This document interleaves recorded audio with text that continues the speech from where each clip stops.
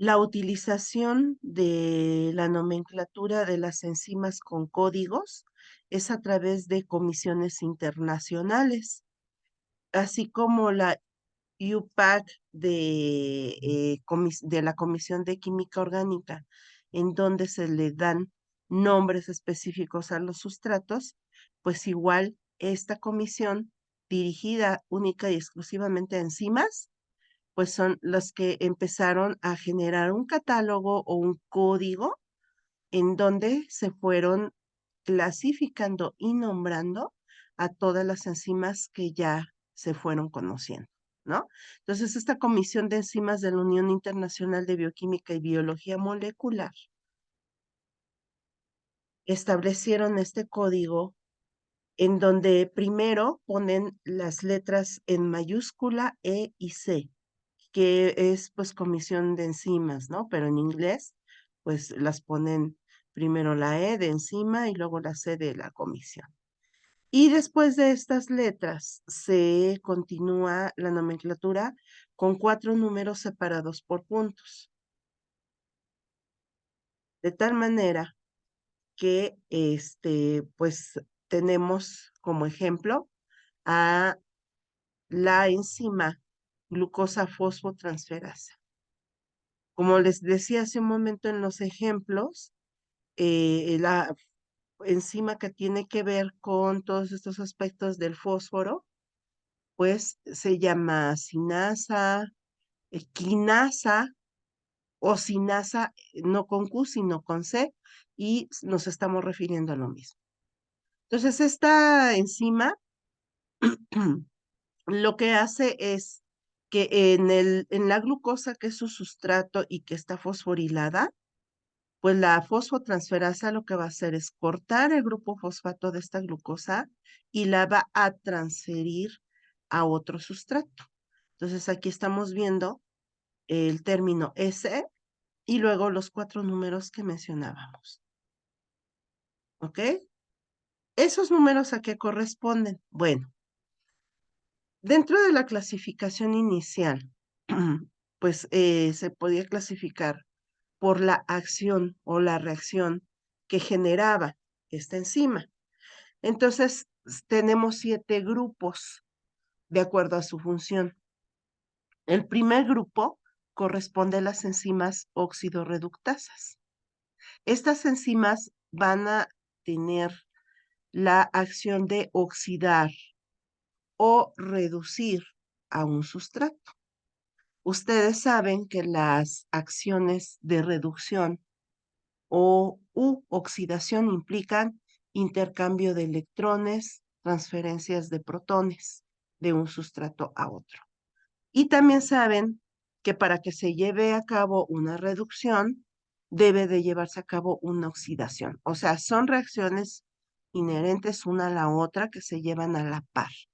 Si no se lleva una a cabo, la otra tampoco.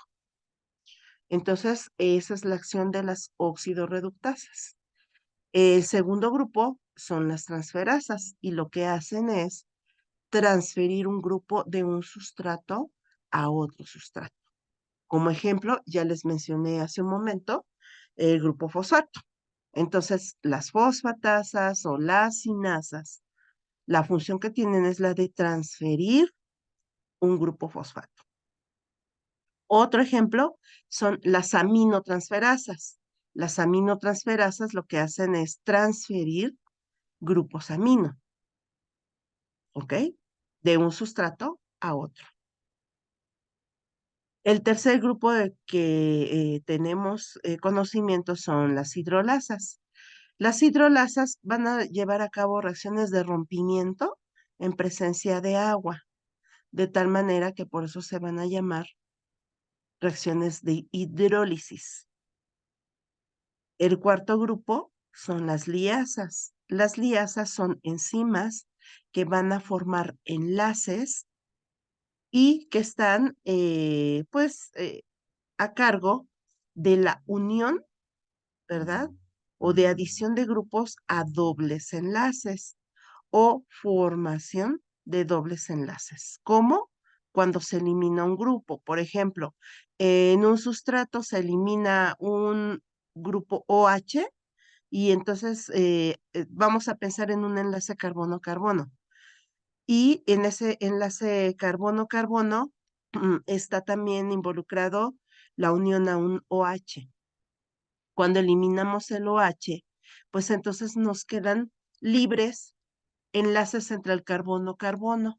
Y lo que se hace, pues entonces es generar un doble enlace para poder cumplir con este requisito de los dobles sitios, perdón, de los 4 sitios o de los 4 posibles lugares que se pueden o espacios que tiene el carbono para formar enlaces. Entonces, al quitar el grupo OH, estamos dejando libre una posición para generar un enlace y lo que generalmente sucede es que entre el carbono y el carbono se forma otro enlace, de tal manera que tendríamos como resultado el doble enlace por la eliminación del OH. El quinto grupo son las isomerasas. Las isomerasas lo que van a hacer es cambiar la estructura de una molécula para convertirlo en un isómero. ¿Cómo se hace esto? Pues transfiriendo un grupo dentro de la misma molécula. Esto es, ¿qué diferencia hay entre la transferasa y la isomerasa? Si estoy hablando de transferencia. En el caso de las transferasas, estoy hablando de que se corta un grupo, se elimina un grupo y se pasa de un sustrato a otro. Aquí en la isomerasa sí se elimina un grupo, pero se pasa a a otra parte de la molécula. ¿Ok? Entonces, por ejemplo, el propanol puede dar paso al isopropanol. ¿Cómo?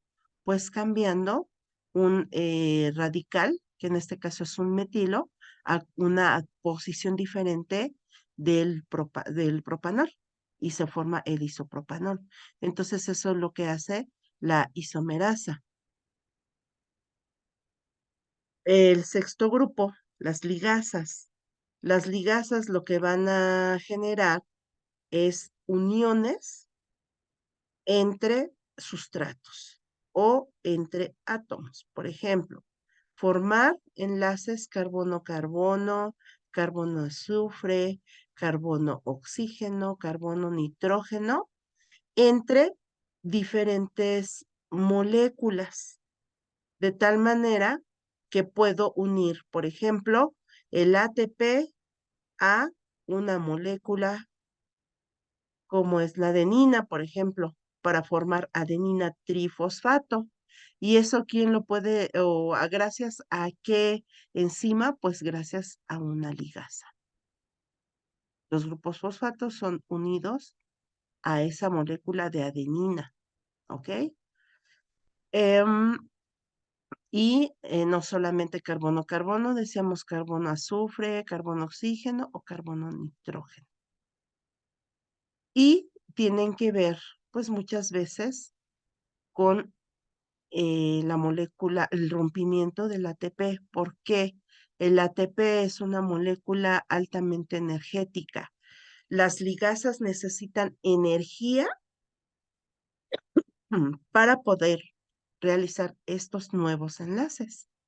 De tal manera que entonces el rompimiento, por ejemplo, de un ATP liberará energía y permitirá que la ligasa forme un nuevo enlace carbono-carbono o carbono-azufre o carbono-oxígeno. En el caso de las translocasas, estas enzimas lo que hacen es transferir grupos completos o moléculas completas a otra posición, de tal manera que se trasloca o se intercambia la posición original.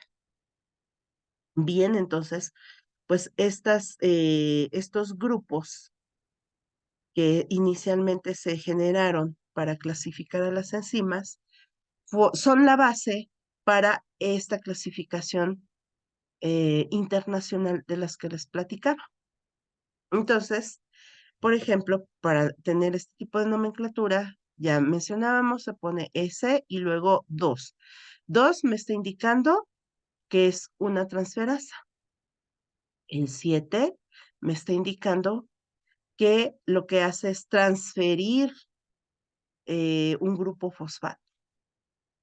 El 1 me está indicando que quien va a aceptar, ajá, en este proceso de transferencia, un protón en este caso, va a ser un grupo OH. El número 2, en la cuarta posición, me va a indicar que el OH pertenece a una molécula de glucosa. Esta glucosa es la que va a aceptar este grupo fosfato, ¿ok? Recuerden que la enzima era glucosa transferasa. Entonces, ¿qué es lo que va a hacer esta glucosa transferasa? Va a romper grupos fosfato del ATP y se lo va a colocar a una glucosa. Pero la glucosa en sus carbonos tiene grupos OH. Entonces lo que va a pasar es que este grupo OH se elimina de la glucosa y se coloca el grupo fosfato. ¿Ok? La dirección que les estoy colocando aquí en la parte de abajo es una página donde ustedes pueden entrar y jugar con todas estas numerales para ver de qué enzima se está tratando. O bien, vienen las enzimas, el nombre de las enzimas, les dicen la clasificación y ustedes pueden ir checando qué quiere decir en la primer posición, el número, en la segunda, en la tercera, en la cuarta. Entonces, siempre en la primera posición nos va a indicar lo que hace la enzima. ¿Ok? El 7, bueno, perdón, el segundo lugar me va a decir qué está, en este caso, que está transfiriendo. En el tercer lugar, a dónde se está transfiriendo. Y en el cuarto lugar, de manera más específica, en qué parte se está llevando a cabo esa sustitución o esa transferencia. Entonces, en esta página ustedes entran y pueden revisar los miles de enzimas que ya existen y que ya están clasificadas.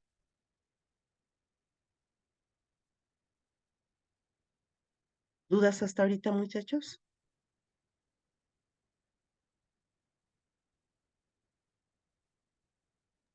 No, Ok. Bueno, entonces vamos a ver aquí ya con ecuación, con estructuras, perdón, con reacciones, ejemplos.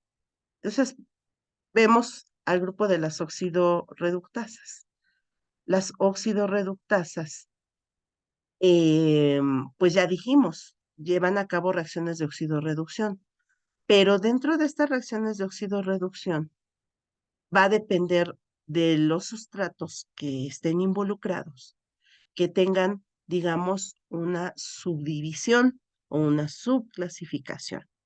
¿Por qué? Porque, bueno, estas oxidorreductasas, si nos enfocamos en la pérdida de los hidrógenos, pues se llamarán deshidrogenasas, ¿verdad?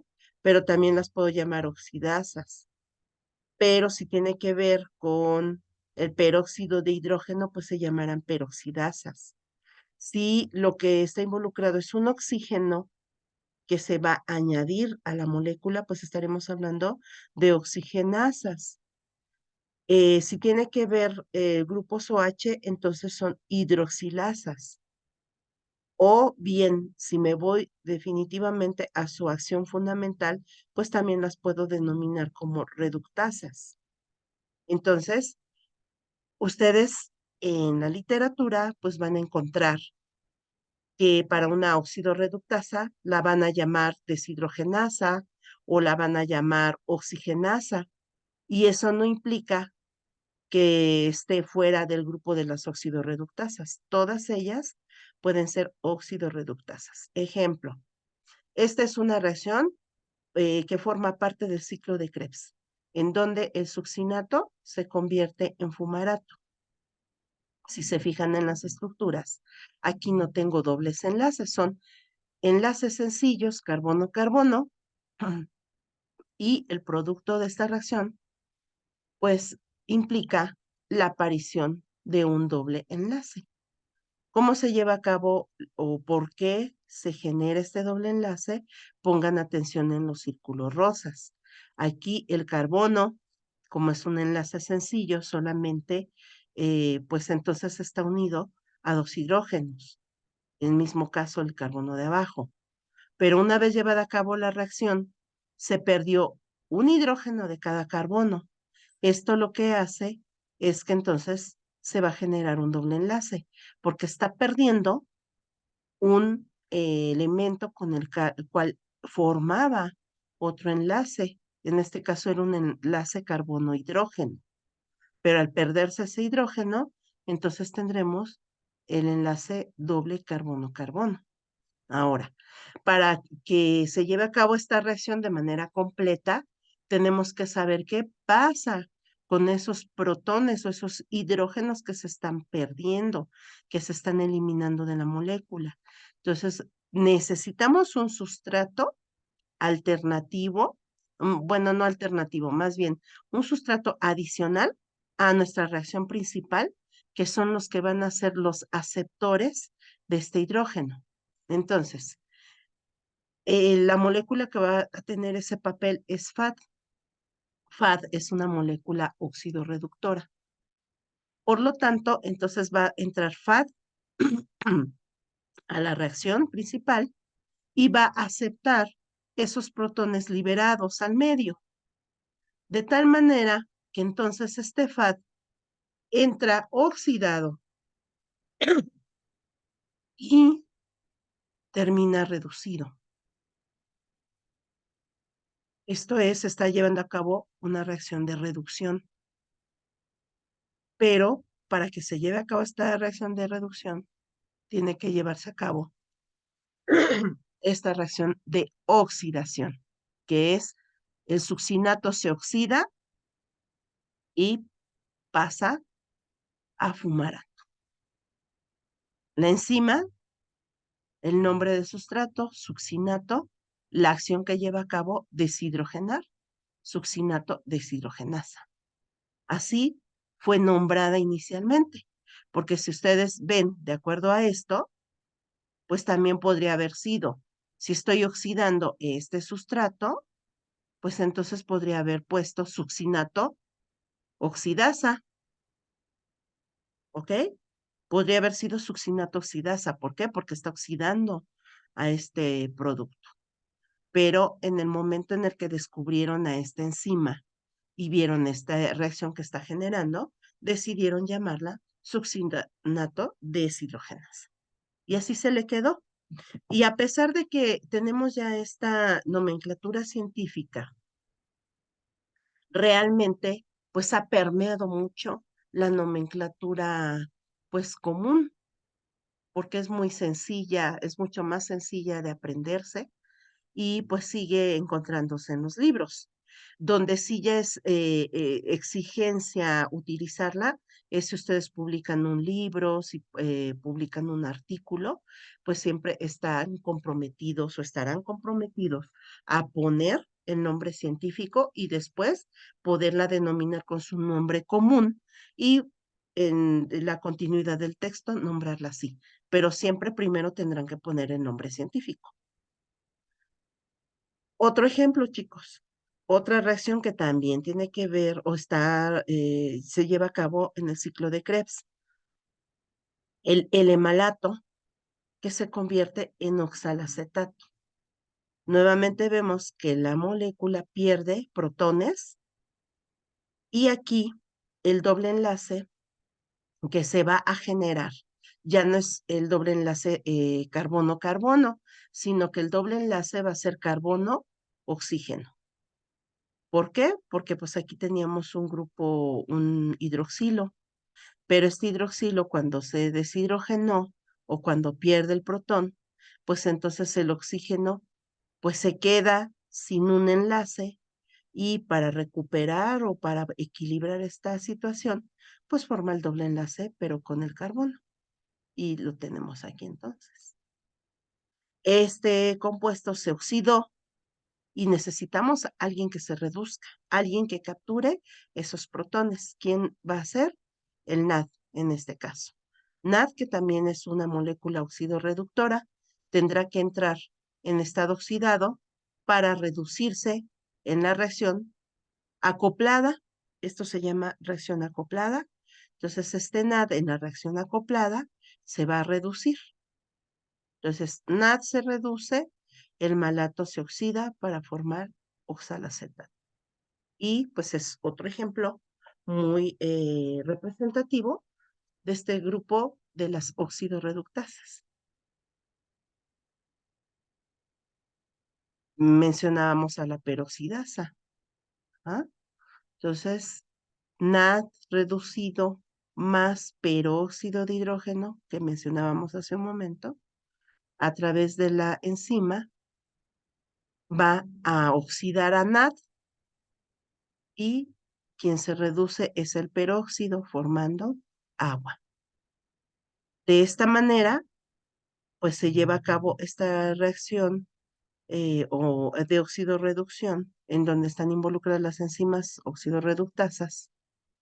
Y si lo vemos desde el punto de vista de función biológica, el peróxido de hidrógeno es un compuesto altamente reactivo, tóxico para la célula.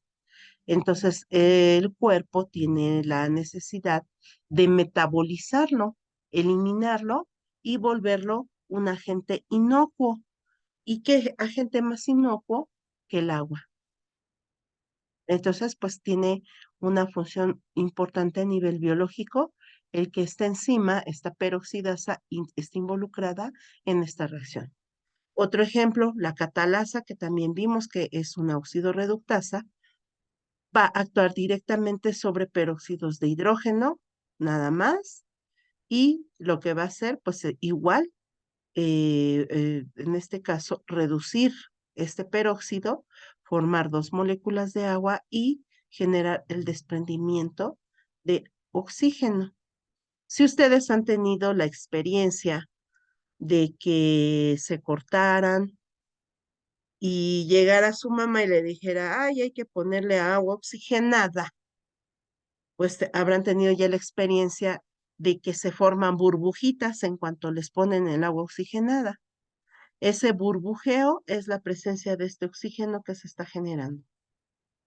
Y también, por supuesto, la piel se pone blanca en donde se coloca el peróxido, sobre todo en las orillas de la cortada que sufrieron. Y lo que pasa es que el peróxido de hidrógeno quema. Entonces, pues antes era muy común que cualquier herida se le agregara peróxido. La piel ya con el tiempo se recuperaba, pero definitivamente ya en la actualidad el peróxido de hidrógeno ya no se utiliza tanto y ha sustituido por el yodo, ¿no? Este, que es un muy buen desinfectante. Aquí la situación con el peróxido, también su importancia biológica, muchachos, es que cuando hay heridas y sobre todo si son, pues no sé, en los pies o en la mano, y si ustedes traen la mano sucia o el pie, andan descalzos o fue en un lugar donde hay tierra, hay organismos conocidos como organismos anaeróbicos. Estos organismos anaeróbicos pueden alojarse en el tejido, necrosarlo, generar gangrena, incluso perder el miembro y entonces colocando peróxido de hidrógeno se forma oxígeno y de esta manera esa bacteria, ese microorganismo anaeróbico ya no puede subsistir. ¿Por qué? Porque esos anaerobios no se pueden mantener en la presencia de oxígeno. Entonces, esa es la principal em, importancia o papel que tiene el agregar el peróxido de hidrógeno o el agua oxigenada en una herida. Evitar la presencia de bacterias anaeróbicas. Y también, al mismo tiempo, esto me permite en el laboratorio de microbiología detectar este tipo de organismos que pueden metabolizar o que generan, pues también pueden generar peróxido. Entonces, en bioquímica se utiliza una prueba que se denomina la prueba de catalasa, en donde se ve si hay presencia de microorganismos que puedan presentar esta enzima en su sistema, en su metabolismo, y lo hacen viendo si pueden metabolizar el peróxido de hidrógeno. Ujú. Entonces, como ven, pues es importante la bioquímica incluso para entender las reacciones bioquímicas con las que se identifican los microorganismos. ¿Por qué? Porque lo que estamos identificando son reacciones metabólicas de los microorganismos. Así de sencillo. Muy bien. El grupo de las transferasas. Como ya habíamos mencionado, pues se refiere a transferir un grupo de un sustrato a otro. ¿Y que puede transferir? Ya les había comentado, fosfato, que entonces hablaríamos de las sinasas, quinasas o fosfatasas. Puede transferir grupos amino, que también ya se los había mencionado, y llamarse aminotransferasas. O otro ejemplo, la glucosiltransferasa, o sea, va a transferir una glucosa. ¿Ok? Muy bien. Entonces, es solamente uno de los ejemplos que podemos mencionar de de estas clasificaciones. Les voy a poner posteriormente un ejercicio de varias reacciones o de algunas enzimas donde ustedes van a tener que buscar qué reacción se está generando y entonces qué tipo de enzima es la que está involucrada. ¿Sale? Muy bien. Entonces vamos a hablar ya ahora de lo que es la estructura de las enzimas. ¿Ok?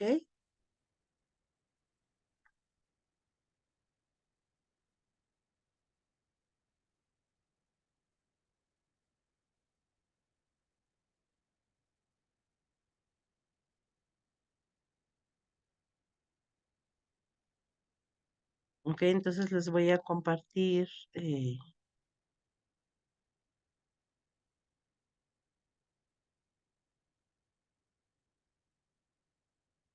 ahora pues un documento en Word donde vamos a ir pues explicando todo esto de la estructura, ¿no? Pero antes de eso, pues sí, definir, ¿verdad? Definir qué es una enzima. ¿Alguno de ustedes tiene idea de de cuál podría ser la definición de una enzima?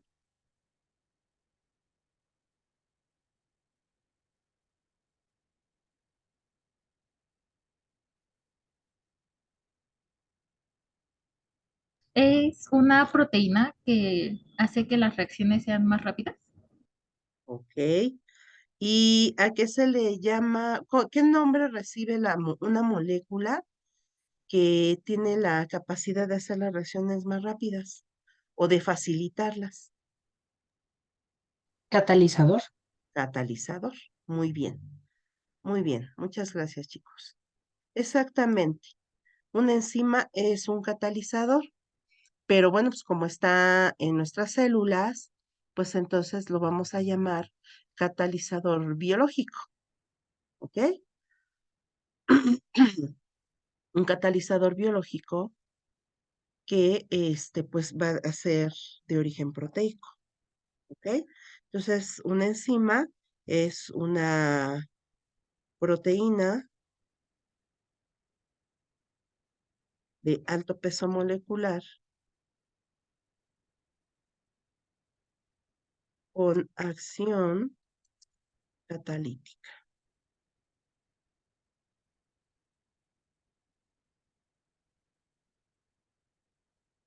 Eso es un catalizador biológico.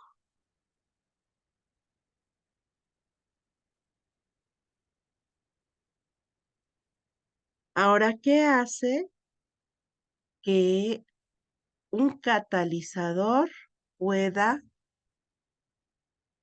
permitir o generar que una reacción pues sea más rápida? ¿Cómo lo logran los catalizadores?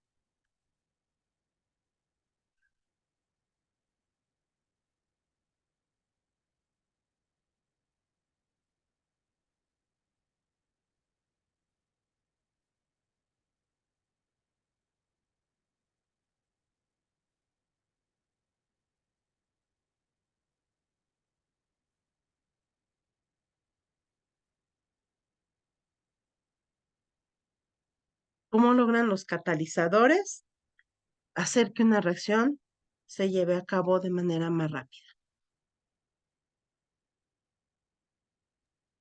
Uniendo a los sustratos, ¿Cómo, perdón? uniendo a las sustancias que participan en la reacción, por ejemplo. Mm, pero entonces, ¿cómo es que logran que sea más rápida la reacción? ¿Podría ser reduciendo el nivel energético que requiera la reacción? Ajá, ok, muy bien. ¿Cómo lo logra? Pues se dice que disminuye la energía de activación que se necesita para pasar de sustratos a productos, ¿ok? ¿Qué es la energía de activación? Bueno, pues es esa energía que necesitamos para que se generen nuevos enlaces y que entonces se transforme el sustrato a un producto. Entonces, vemos en esta gráfica, chicos, em, que en yes está la energía y por lo tanto en X estará el tiempo, ¿ok?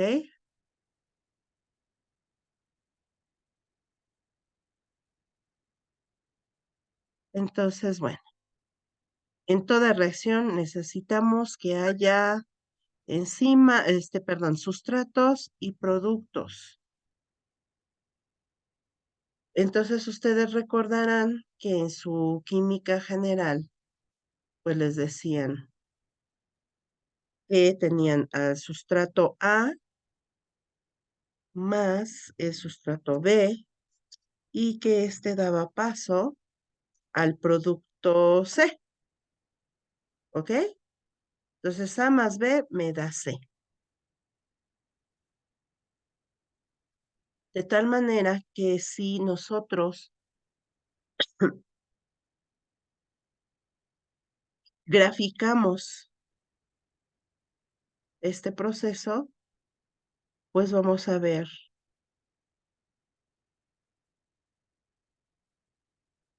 este comportamiento. Y ya con este comportamiento observado, pues nos dicen que aquí tenemos a los productos, perdón, a los sustratos, al sustrato A, al sustrato B, y que cuando pasa el tiempo se genera el producto C. La energía empieza de un estado mínimo. Al irse incrementando esta energía, se forman o se empiezan a generar estos enlaces y generar entonces o iniciar, ¿verdad? Con la generación de productos. Pero pues todavía no llegar al producto como tal. De tal manera entonces que esta em, Este momento se conoce como estado de transición. Yo espero que lo recuerden, ¿verdad? Porque esto ya lo vieron en química, en básica, entonces en orgánica, ¿verdad?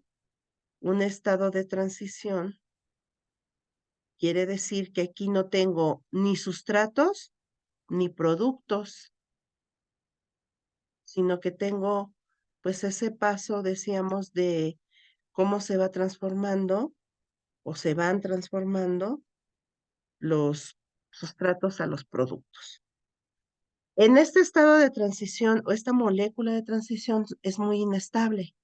Es un evento muy rápido en la vida de la reacción, de tal manera que, pues, así como aparecen, desaparecen, hasta dar paso a lo que ya se conoce como el producto.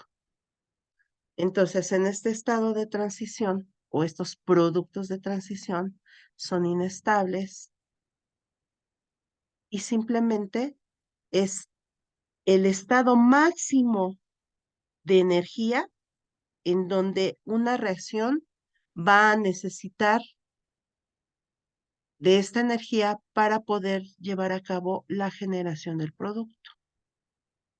Y entonces, bueno, pues lo que siempre nos ponen en esta gráfica es aquí una línea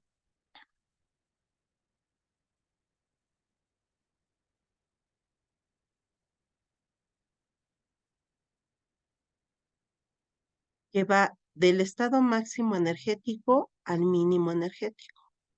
Y a eso se le llama energía de activación. Entonces, es la energía que necesito para pasar de sustratos, llegar al máximo para que entonces se genere el producto. Esa es nuestra energía de activación.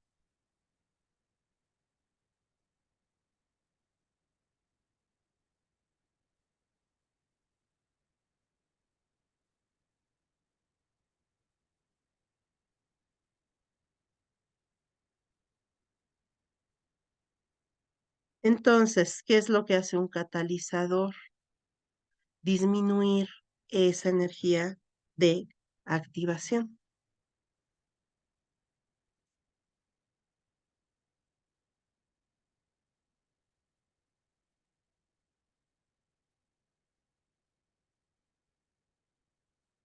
¿Ok? Entonces, el catalizador, ya sea biológico o no biológico, hasta el momento estamos hablando de un catalizador en general. ¿Ok?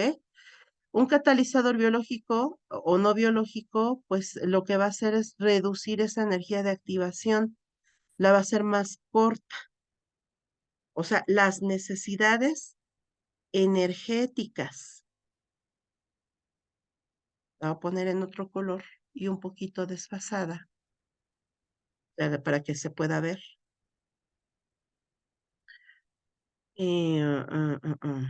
Permítame. Uno del relleno. Vamos a ponerla en rojo para que se vea más.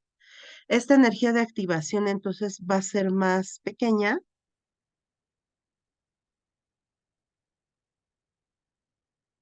¿Ok? Y entonces va a ser más fácil que esta reacción se lleve a cabo. La va a facilitar.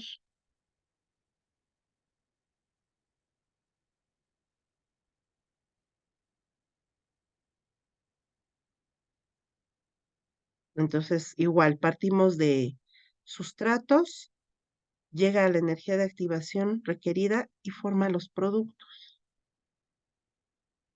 Entonces, pues esta reacción es mucho más fácil de realizar porque requiere menor energía de activación para pasar de sustratos a productos. Eso es lo que hace un catalizador.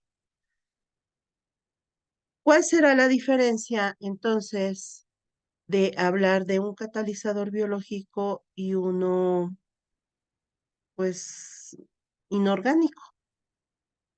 ¿Qué catalizadores tienen ustedes? ¿De qué ejemplos de catalizadores de los que ustedes tengan referencia, muchachos?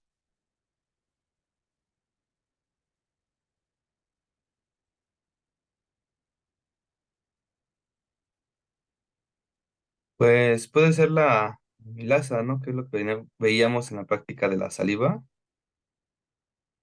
No, pero que no sean orgánicos, o sea, que no sean biológicos.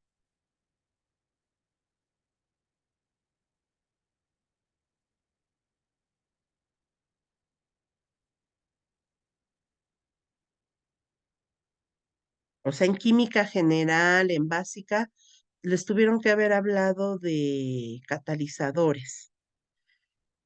Y e incluso los tuvieron que haber utilizado en algún momento. ¿Qué catalizadores? O se los mencionaron, a lo mejor no los utilizaron, pero se los mencionaron. No estoy muy segura de si esté bien, pero creo que se puede aplicar a el motor de un carro, los catalizadores. Mm, mm, no, Los ácidos sulfónicos, pues podría ser, pero son reactivos catalizadores. Pero un catalizador, por ejemplo, puede ser el cobre, el zinc, ujú, el cobalto. Son metales que en una reacción, ustedes en su tubito, en su reacción, donde está llevando a cabo en el tubo, le agregan cobre metálico, zinc metálico, cobalto metálico y y empieza inmediatamente la reacción a burbujear. ¿Por qué? Porque está generando energía para ayudarle a que se lleven a cabo esta transformación de sustratos a productos. ¿Ok? Y nuestros catalizadores biológicos, que son las enzimas, pues también nos van a favorecer reacciones. Ahora, ¿qué reacciones son candidatas a poder, pues, tener la fortuna de ser catalizadas? Y en la definición de catalizadores, ¿verdad? De un catalizador es aquel que disminuye, vamos a poner acá abajo,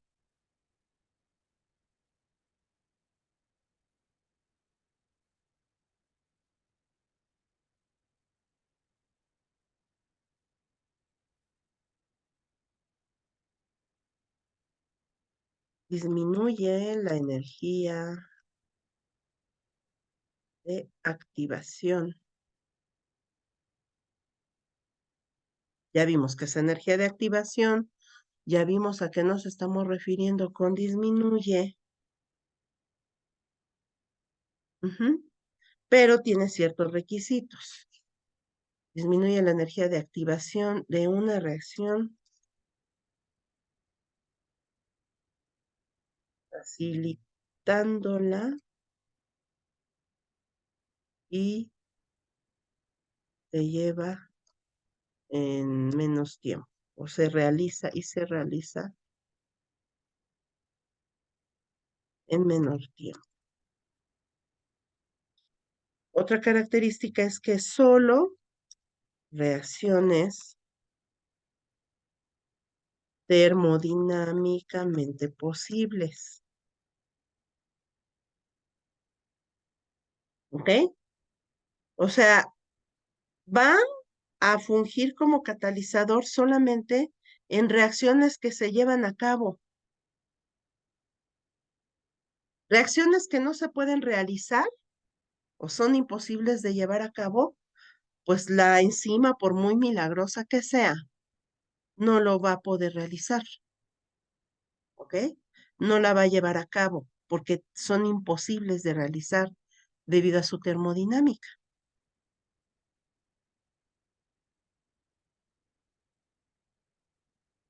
Ahora, eso lo hacen catalizadores biológicos y no biológicos. Y entonces vuelvo otra vez a la pregunta.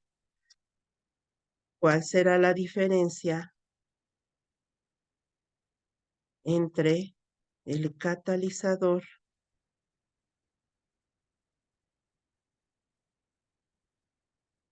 por ejemplo, en este caso metálico, y el biológico, entre paréntesis, enzimas?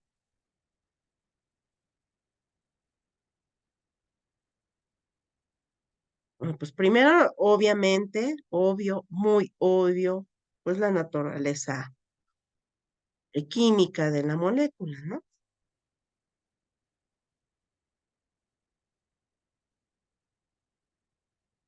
Unos son metales o pueden ser no metales, pero también pueden ser catalizadores. Pero pues en este caso la enzima pues es de tipo orgánico, es bioquímica. Ajá. Esa es una de las diferencias. La otra diferencia es la que va a hacer así un mar de diferencia entre uno y otro, es que el catalizador biológico o las enzimas son más específicas para las reacciones. ¿Qué queremos decir con esto? Por ejemplo, pues podemos estar en un laboratorio químico y generar una reacción o un laboratorio de química orgánica y entonces les dicen, agréguenle unas granallas, así se les llama, granallas de zinc, granallas de cobre, granallas de níquel también se puede utilizar para, pues, catalizar la reacción, ¿no? Y pues se ponen gramos, 1 gramo, 2 gramos, etcétera. Esa es otra diferencia, ¿sale? Pero decíamos que la especificidad. Entonces puede ser cualquier reacción y ustedes van y le agregan esos gramos de granallas o de cobre metálico. Ya se cataliza la reacción, se lleva a cabo en menos tiempo, tan tan. Pero en el caso de las enzimas, necesitan catalizar o más bien van a catalizar solamente las reacciones en donde estén los sustratos para esa enzima. Su compañero nos hablaba hace un momento de lo que sí alcanzaron a hacer de manera presencial, que es la catálisis que lleva a cabo la amilasa sobre carbohidratos. Esa alfa-amilasa, y si ustedes recuerdan de su investigación previa, pues rompe enlaces glucosídicos de almidón, de glucógeno. ¿Y qué tipo de enlaces glucosídicos? Alfa 1,4. O sea, ya me está poniendo ahí la especificidad. O sea, solamente va a actuar sobre enlaces alfa 1,4. No va a actuar sobre otro tipo de enlace. Ahí ya estamos viendo la especificidad de la actividad de la enzima. ¿Ok? ¿Qué ganamos con esta especificidad? Pues eficiencia. Las reacciones o la acción de esta enzima va a ser más eficiente porque no va a ir a catalizar cualquier reacción, sino solamente las reacciones a las que está dirigida. ¿Ok? Entonces, pues en el caso de las enzimas, es más específica la reacción, eso hace que sea más eficiente.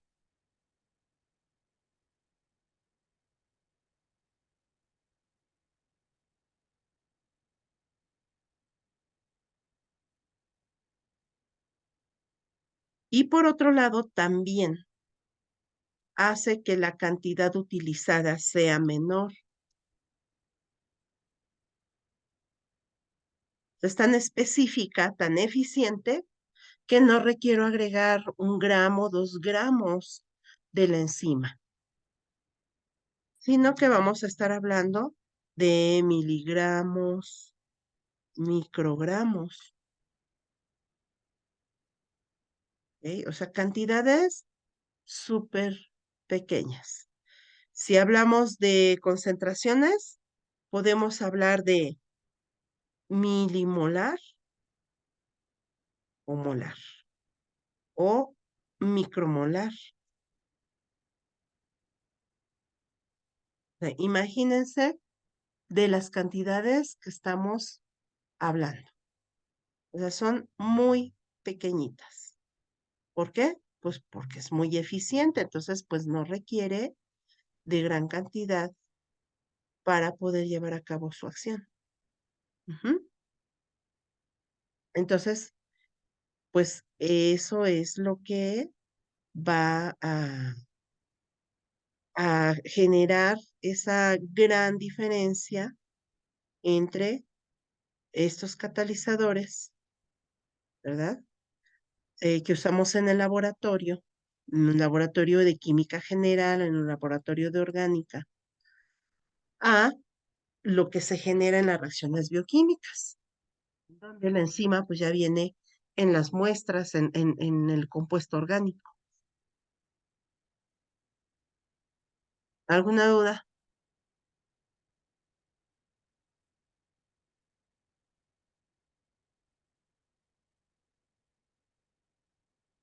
No, profesora. Ok. No.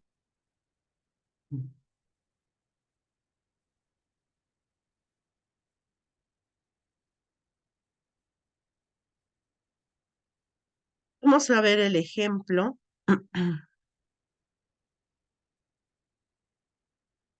de una enzima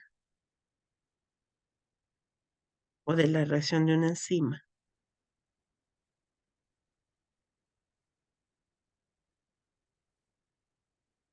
Y para ahorrarme la dibujada y para hacer un poquito más dinámico esto, les voy a pegar ya la reacción, pegando la liga, permítanme.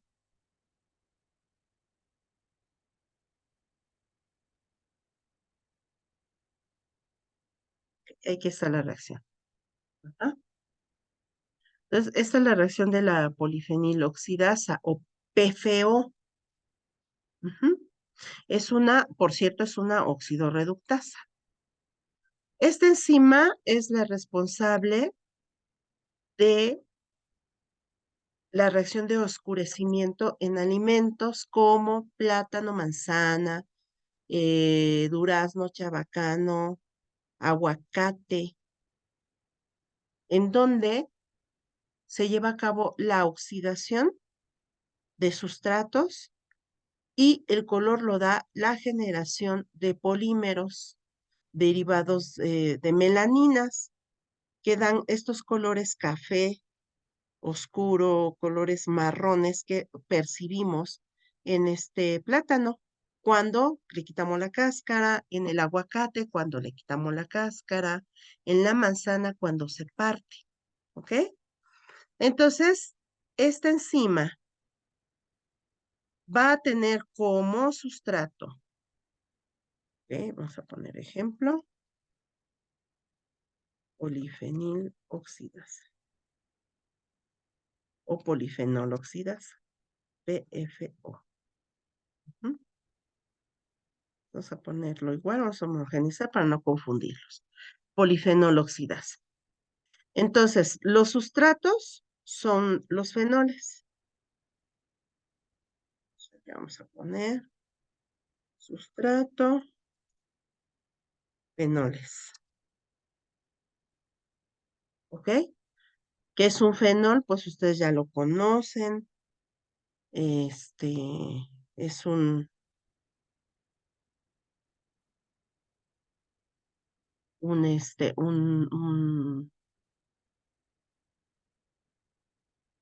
compuesto cíclico, ¿ok? Formado de puros carbonos, con un radical OH. ¿Ok? Pero ¿cuántos tipos de fenoles conocen ustedes, chicos? A ver, quiero ver sus conocimientos de orgánica.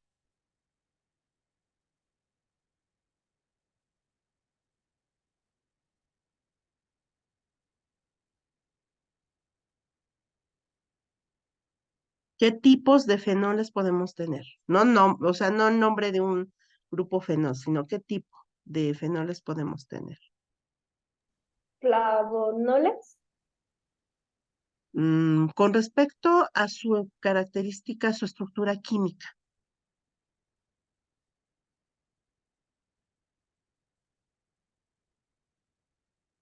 Los monofenoles. Ajá, monofenoles, difenoles, ¿verdad? Polifenoles. ¿Estamos de acuerdo? Ahora,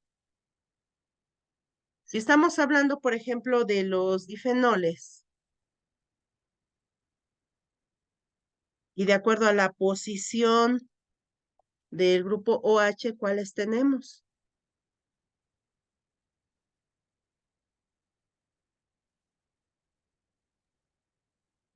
Orto, meta y para. Exactamente. Ortofenol, metafenol, parafenol, ¿no? Donde orto es meta es cuando son a los extremos, no es cierto, meta cuando están en las posiciones carbonos continuos y el para cuando está en espacios o posiciones contrarias, ¿ok? Entonces tenemos orto, meta y para. Entonces, esta enzima es específica de grupo funcional, o sea, con que seas fenol. No me importa si eres mono, di o polifenol, no me importa si el difenol es orto, meta o para. Lo único que me interesa es que sea del grupo fenol, que sea el grupo fenol. Entonces, esa especificidad de grupo, ¿ok? ¿Qué quiere decir? Que en sustratos donde haya este tipo de fenoles, pues va a actuar. Si no, no actúa sobre ellos. O sea, su sustrato es ese, ¿ok? O estos. Ujú. Bueno, ¿qué otra característica? Resulta que esta enzima requiere de oxígeno.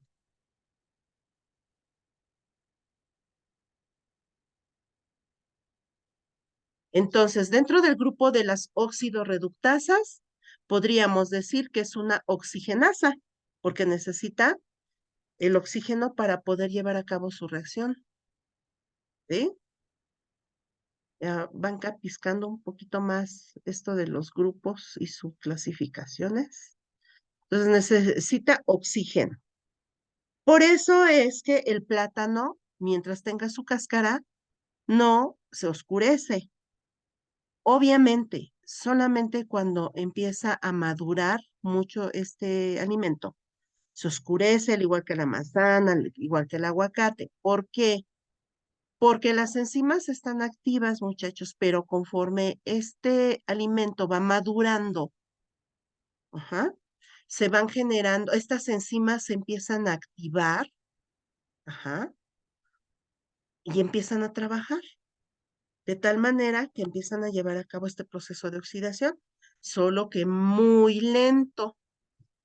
Si yo agarro una manzana que está antes de la madurez, un poco verdecita, y la corto, con el tiempo se va a empezar a oxidar en un lapso de minutos.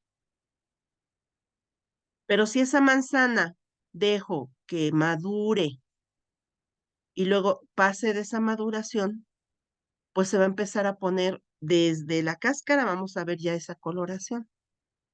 Pero tuvieron que pasar días.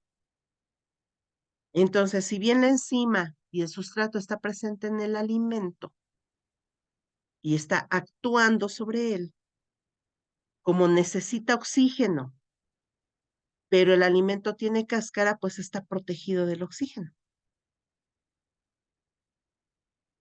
¿Cómo podemos protegerlo o aislarlo del oxígeno? Ah, pues muy fácil. No sé si ustedes les llegaron a tocar las manzanas envueltas de caramelo.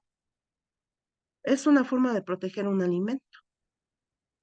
La otra forma es hacerlos en mermeladas. La gran cantidad de azúcar genera una presión osmótica que evita que los hongos y microorganismos proliferen. Entonces les den la torre.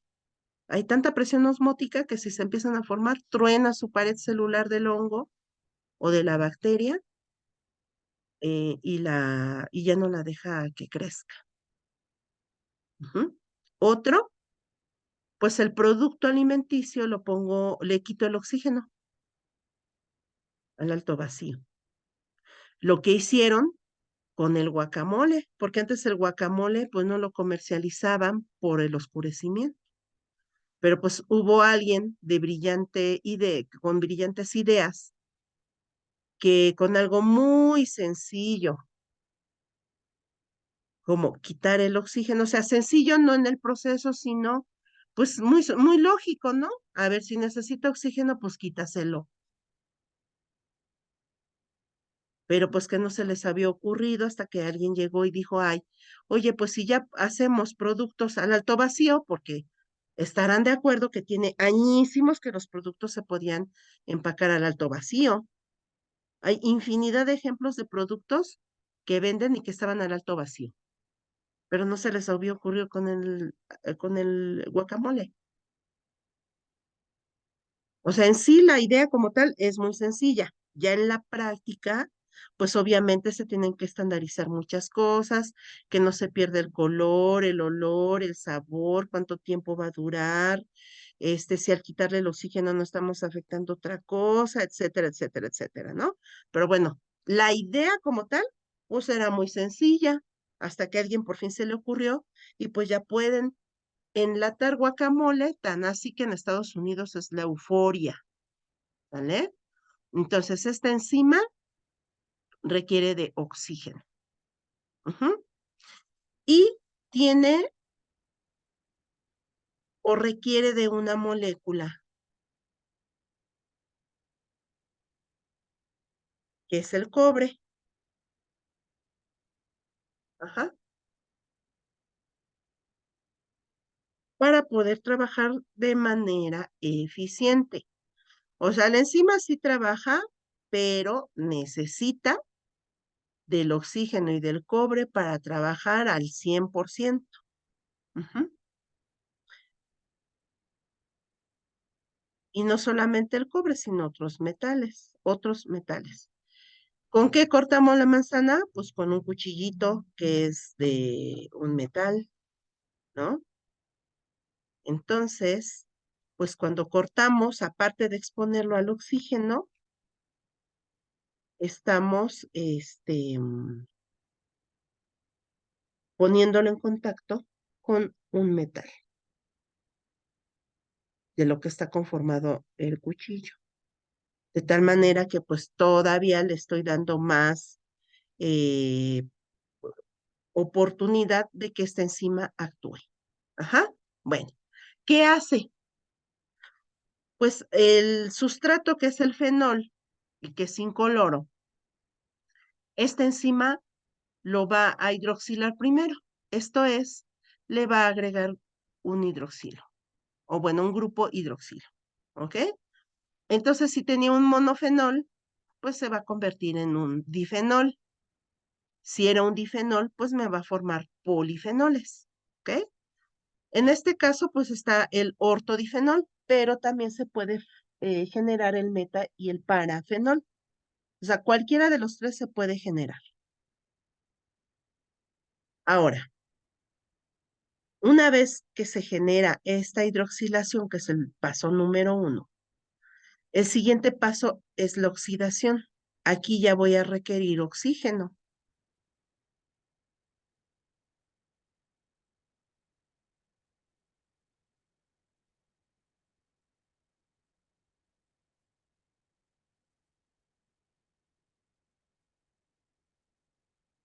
Ok, entonces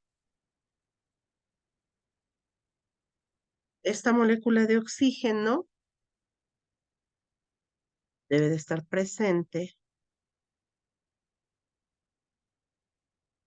para llevar a cabo pues, estos procesos.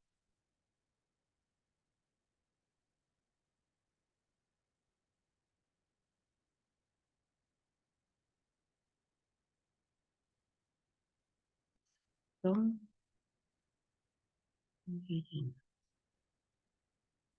Y entonces, pues ahí está el oxígeno, realiza ya su reacción de hidroxilación primero, luego de oxidación, y se forman, fíjense bien, teníamos el alcohol, entonces se forma el difenol o el polifenol, y una vez ya generados estos grupos, se oxidan, también lo hace la enzima.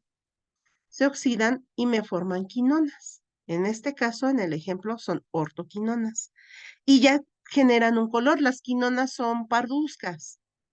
Si alguien ha tenido la oportunidad en orgánica de trabajar y generarlas, hay una práctica en donde se generan quinonas, pudieron haberse dado cuenta que eran oscuras y conforme pasaba el tiempo se ponían más y más y más oscuras.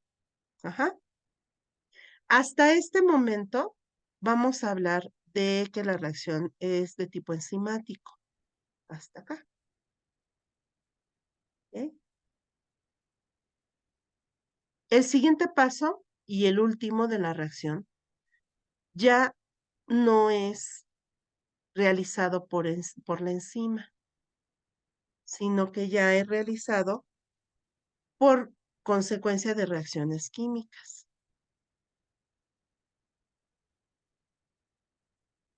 Bueno, más bien le voy a poner fase seno-enzimática. ¿Qué se lleva a cabo? Una polimerización. Esta polimerización genera estos pigmentos o estos polímeros derivados de melaninas.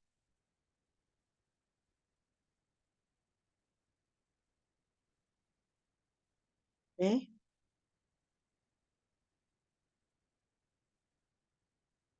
¿Y qué son? Pues todos esos pigmentos oscuros que vemos en los frutos, en los champiñones, en los hongos también. Ajá. Cada alimento, así lo voy a poner, cada alimento lleva a cabo bueno, más bien cada alimento tiene su propia polifeniloxidasa con diferentes características y con su especificidad. ¿Eh? Esto es, por ejemplo, la polifeniloxidasa del aguacate no es la misma que la del champiñón, ¿ok?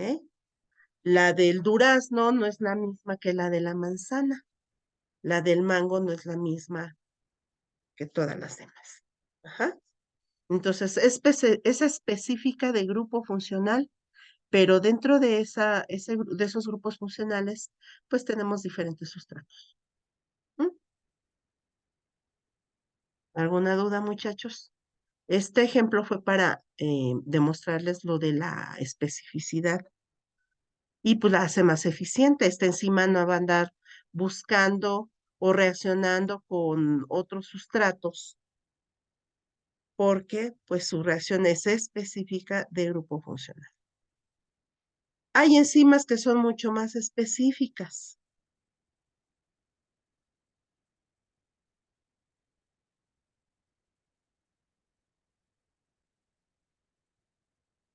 Ujú. Entonces, esta fue de grupo funcional, ¿vale? Y digamos que es de las enzimas, pues un poco likes, porque hay otras enzimas que son quisquillosas, que son pues más exigentes,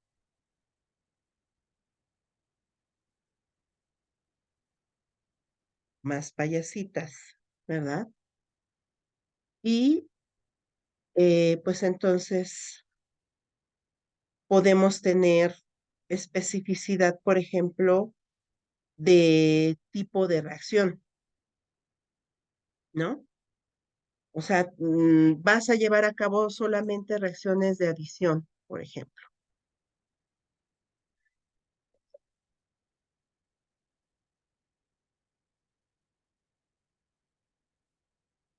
Por ejemplo, podemos poner de enlace. O sea, solamente va a catalizar reacciones en donde esté el enlace entre un triptófano y una cisteína, por ejemplo. Ujú. Va solamente a degradar o a romper enlaces alfa 1,4 glucosídicos. O sea, la alfa amilasa sería una enzima que es específica de enlace. ¿Ok? También tenemos especificidad estereoquímica. Esto es, solamente lo que va a hacer es que un sustrato va a ser catalizado a su isómero.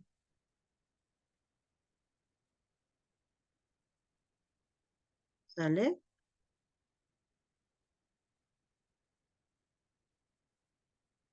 Y otra que tenemos, por ejemplo, que es la especificidad absoluta. O sea, son enzimas más payasitas. Por ejemplo, si el enlace que va a romper de un sustrato que sea proteico,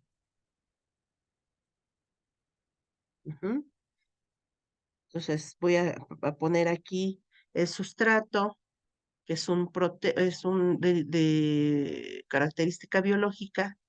Acuérdense que dijimos que las proteínas siempre las vamos a colocar con el extremo amino del lado izquierdo y con el extremo carboxílico del lado derecho. ¿Ok? Ahí está. Entonces, la secuencia de la proteína, esto es cómo están acomodados los aminoácidos. Ujú.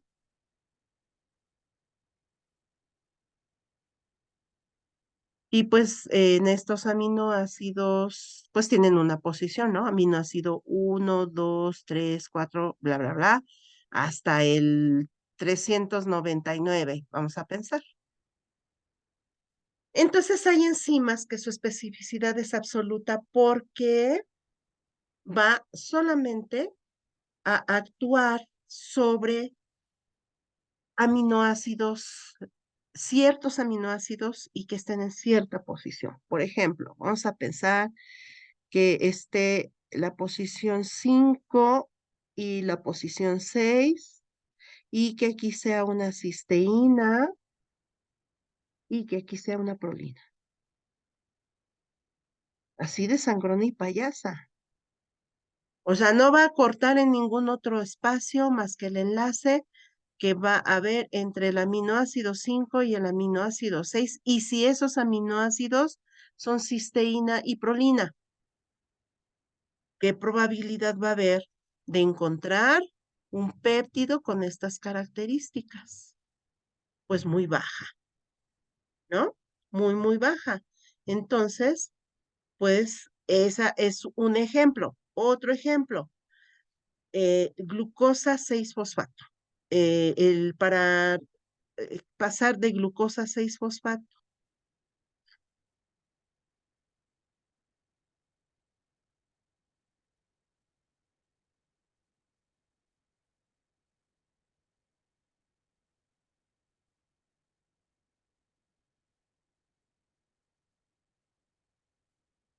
Aquí de glucosa a glucosa 6-fosfato, ¿no? Solamente una enzima en nuestro metabolismo puede llevar a cabo pues esta situación. O sea, quitarle el grupo fosfato al ATP y de ahí pues generar, írsela a pegar a esta glucosa 6-fosfato. Ujú. Y entonces la glucosinasa, que es la enzima que lleva a cabo esta reacción, solamente va a hacer esto, o sea, quita del ATP el grupo fosfato.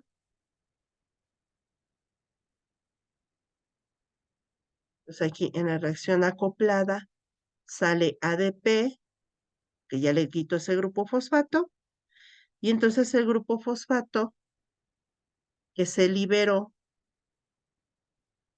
se va a pegar a la glucosa en la posición 6, en el carbono 6, y va a formar la glucosa 6-fosfato. Esa sería también una especificidad absoluta.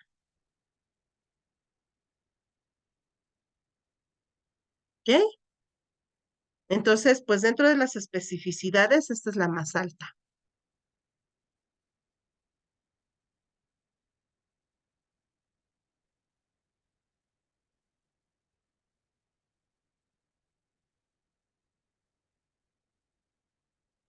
¿Dudas hasta ahorita?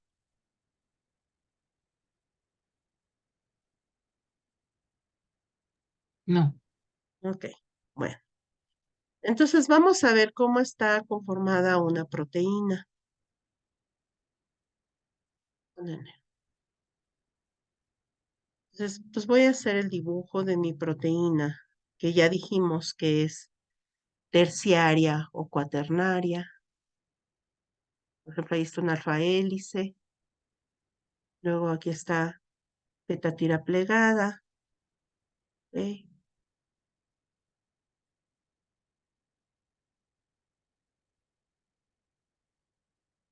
¿No? Ahí está. Ahí está mi proteína, que es una enzima. ¿Ok? Ahí está. Y luego ya, aquí está.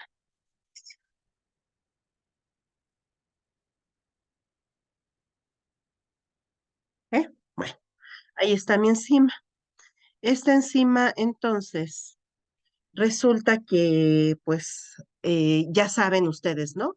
Aquí donde está unida una cadena con otra es porque hay grupos que son afines por su carga. Esto es un positivo y un negativo, se juntan, que eh, generan puentes de hidrógeno, pues también se van a pegar, que forman puentes disulfuro, pues también vamos a tener ahí contacto. Y donde hay espacios libres es que hay cargas diferentes, hay grupos que generan un efecto de que se repelen por el tamaño de su grupo R, etcétera. Todo eso ya lo platicamos. Bueno, entonces esta enzima va a tener algo que se conoce como sitio activo. Ay, puso muy bonito. Un sitio activo. Ah, no, yo quería el color amarillo nada más. Ahí está. Tiene su sitio activo. Que estoy coloreando en amarillo.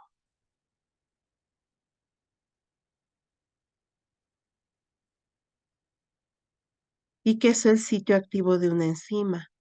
Ah, pues el sitio activo de una enzima es la secuencia proteica, pues un sitio en la enzima, que es una secuencia de aminoácidos que van a interactuar con el sustrato.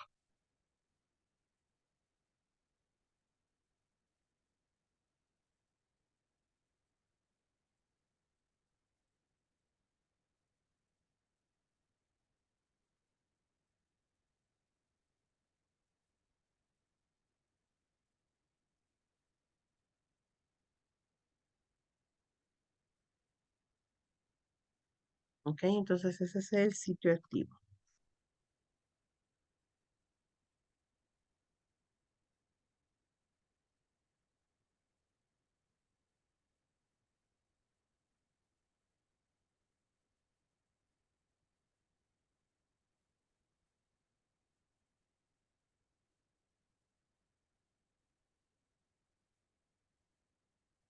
Ujú. Ahí está el sitio activo, que como decíamos, pues es el espacio o la secuencia de aminoácidos en donde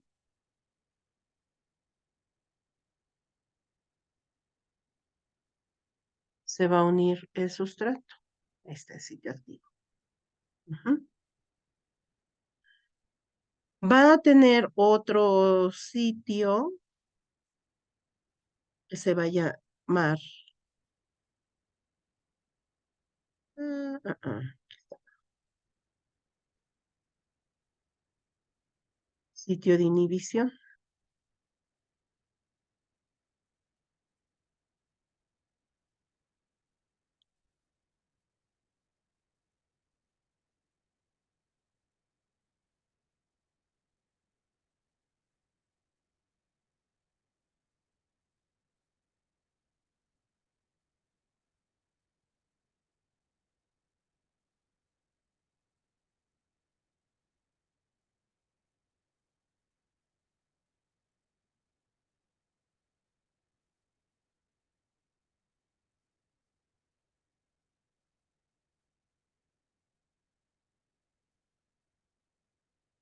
¿Ok? Tenemos ahí el sitio de inhibición. Así. Ahí está. ¿Ok? Pues vamos a colorearlo de azul.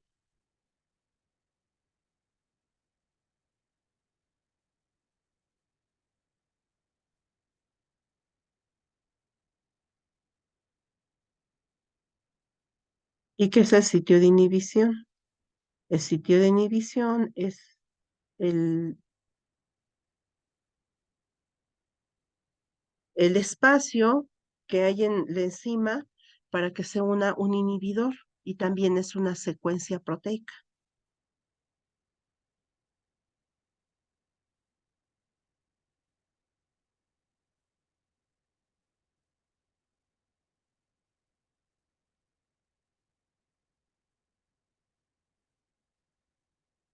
Y vamos a tener que algunas proteínas, ¿ok?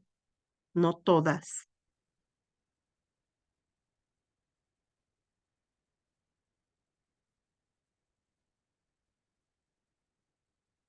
van a tener algo que se llama sitio alostérico.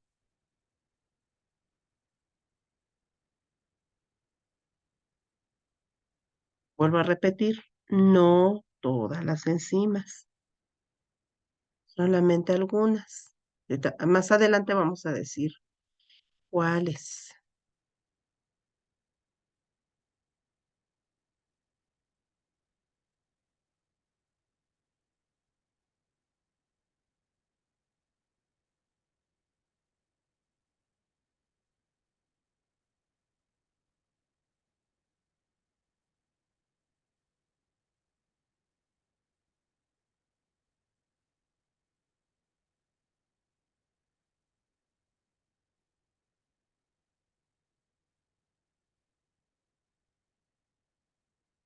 ¿Ok? Entonces, en este sitio alostérico, ¿quién se va a unir? O porque algunas proteínas lo tienen. En ese grupo alostérico se van a unir moléculas llamadas moduladores.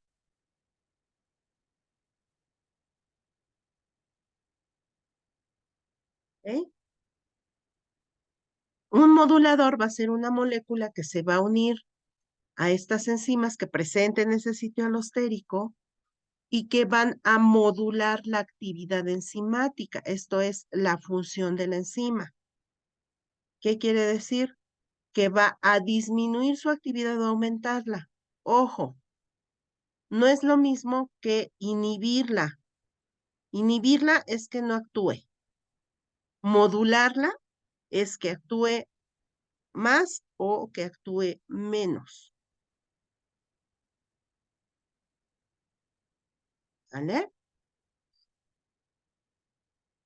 ¿Qué más? Bueno, pues resulta también que la enzima, no hubiera usado azul, la enzima tiene dentro de su estructura la posibilidad de que haya moléculas de agua. Se llama agua intrínseca.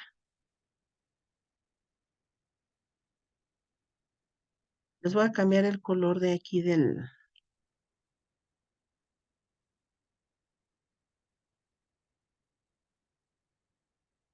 esto porque si no se van a confundir.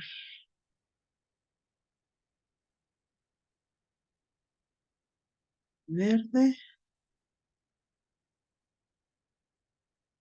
verde.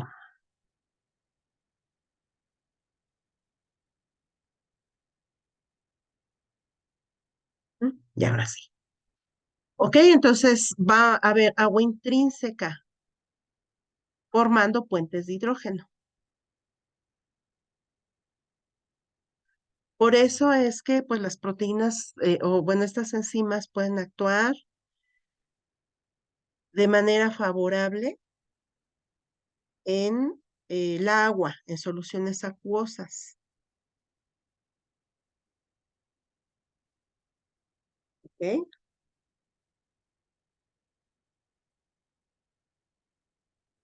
¿Dudas hasta ahorita, muchachos? No, profesora. Ok.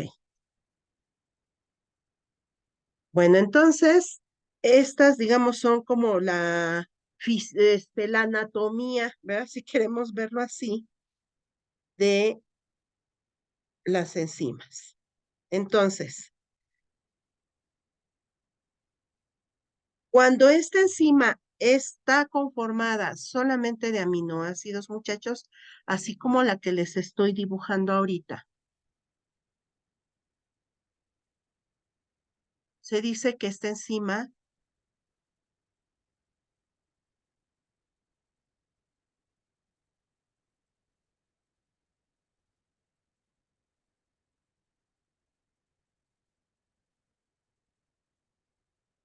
algo más en la tabla. Bueno, esta enzima que solamente está conformada por aminoácidos se conoce como apoenzima.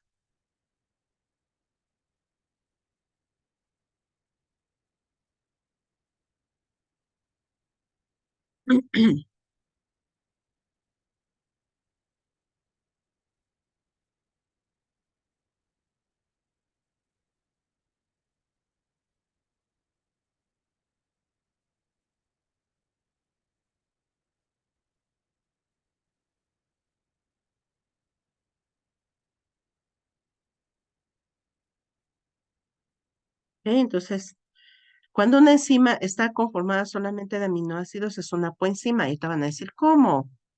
O sea, pues si es una proteína, como que formada solamente por aminoácidos.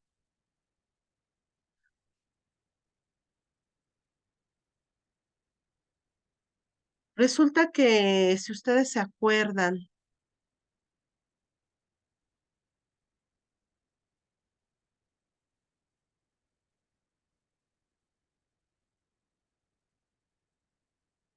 pues en algún momento platicamos que las proteínas podían ser simples o compuestas. No sé si se acuerden. Entonces, em, las simples eran cuando estaban formadas por puros aminoácidos y las compuestas cuando estaban formadas por aminoácidos más metales y era una metaloproteína. Si estaba unida a ácidos nucleicos, era una nucleoproteína. ¿Sí? ¿Ya se acordaron?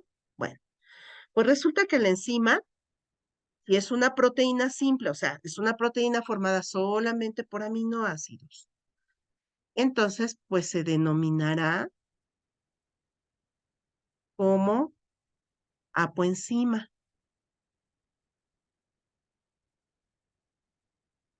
Pero resulta que si estos aminoácidos, perdón, estas enzimas no están conformadas solamente de aminoácidos, sino de otras moléculas, entonces se va a llamar holoenzima.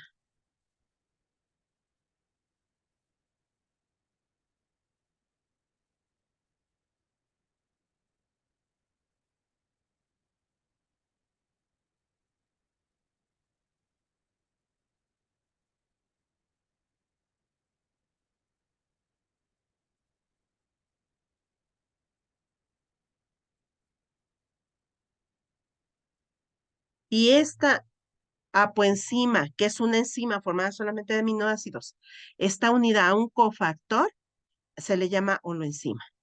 Y ahorita vamos a ver quién es el cofactor, quién puede ser el cofactor. ¿Ok? También podemos decir que la apoenzima, es lo mismo, ¿eh? Fíjense bien. Podemos decir que la apoenzima es la parte proteica de una enzima.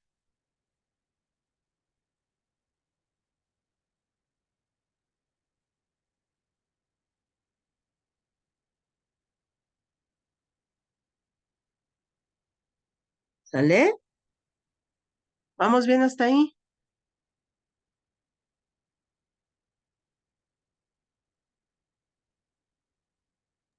O sea que, por ejemplo, en la coenzima eh, resulta ser la misma enzima o cómo. Ujú. Y la holoenzima es la enzima que necesita que esté junto a otras moléculas para poder actuar. Ok. ¿Mm? Ahorita les va a quedar un poquito más claro esta parte.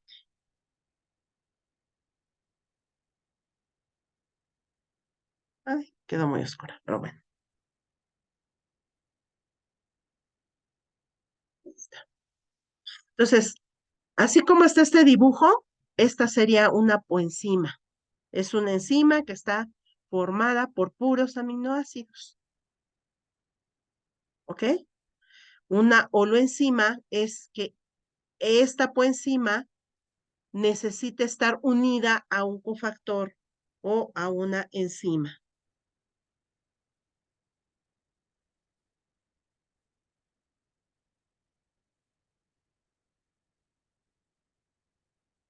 ¿Ok? Entonces aquí.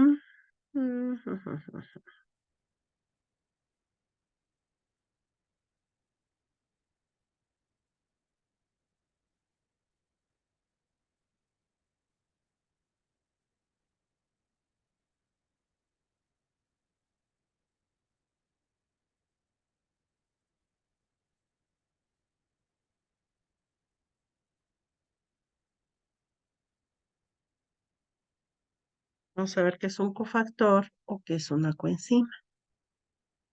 ¿Vale?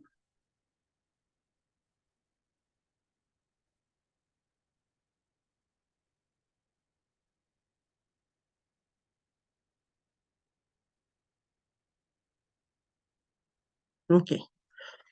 Entonces resulta que, pues estamos hablando del nombre cofactor, ¿verdad? Cofactor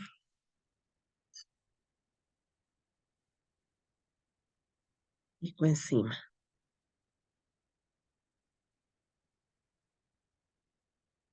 ¿Qué es un cofactor? Pues es una molécula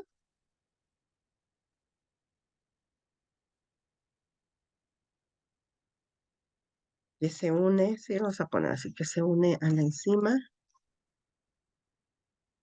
para darle mayor funcionalidad o efectividad, mayor efectividad.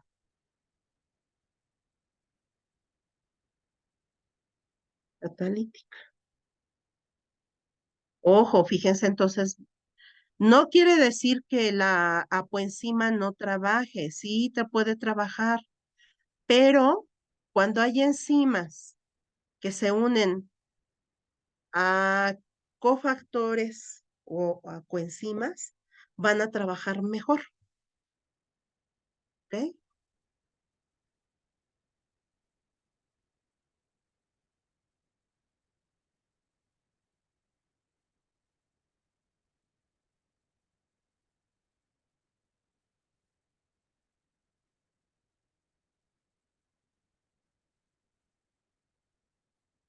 Ok, entonces un cofactor es una molécula que se une a la enzima para darle mayor efectividad. Entonces, ¿cómo se divide? Se dividen en tres tipos.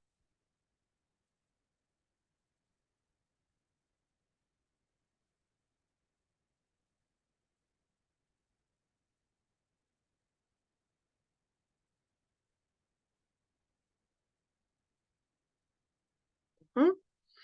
Cofactor, coenzima o grupo prostético.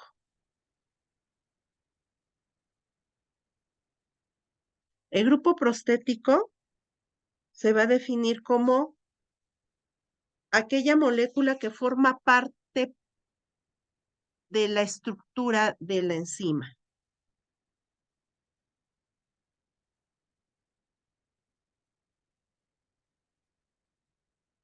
Ejemplo,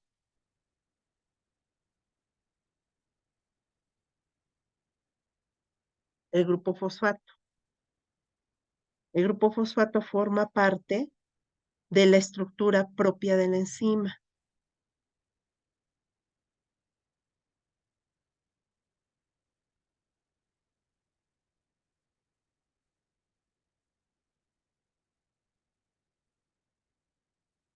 ¿Sale? Entonces, esto forma parte de la estructura enzimática. ¿Cómo puedo eliminarlo? Solamente destruyendo a la proteína. ¿Ok? Solamente destruyendo a la proteína es como puedo deshacerme de ese grupo prostético. ¿Por qué? Porque forma parte de la estructura. La coenzima es un compuesto orgánico, generalmente son vitaminas. Ejemplo, el ácido ascórbico. Cuando hablamos de proteínas, les hablé de la hidroxilación de los aminoácidos que conforman la colágena para pasar de procolágena a colágena, ¿ok? Y dijimos que esa enzima, esa hidroxilasa, necesitaba una molécula para que funcionara mucho mejor. Esa molécula era la vitamina C o el ácido ascórbico, que entonces ahora ya podemos decir que es una coenzima. Y el cofactor enzimático son iones metálicos. ¿Como cuáles? Como zinc, como calcio, como magnesio, como manganeso, principalmente.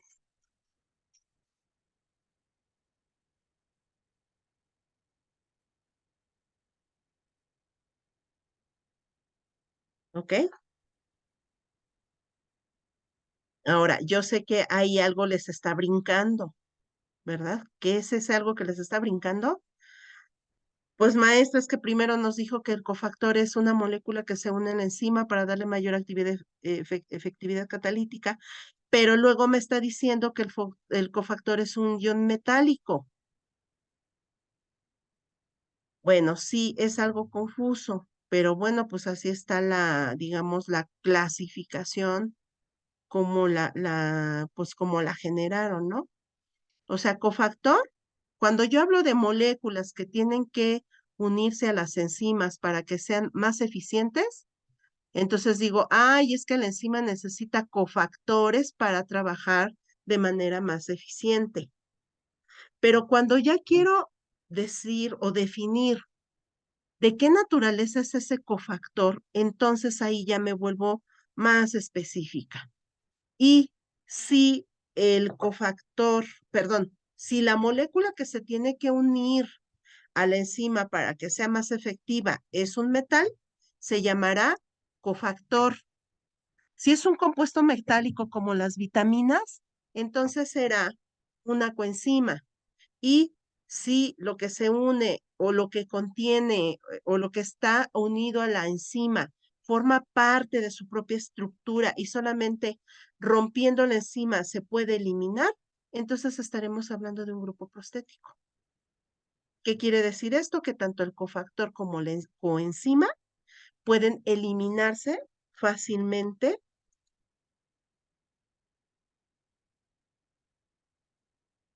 ajá, del complejo enzima cofactor o de la holoenzima.